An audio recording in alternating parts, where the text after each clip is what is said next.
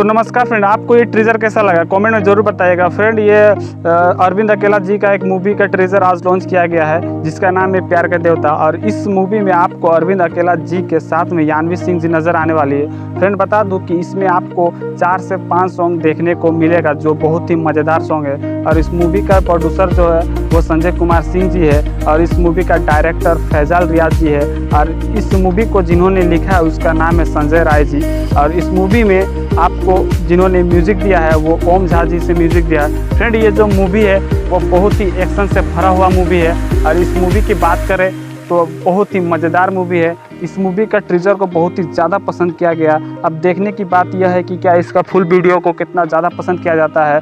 और देखने की बात यह भी है कि कमाई के मामले में किस तरह की कमाई करता है। तो जैसे ही अच्छे मज़ेदार खबर आते हैं मैं सबसे पहले आप तक ही पहुंचाऊंगा। इससे पहले फ्रेंड, अगर आप चैनल पर नए हैं तो प्लीज़ चैनल को लाइक से सब्सक्राइब जरूर कीजिएगा।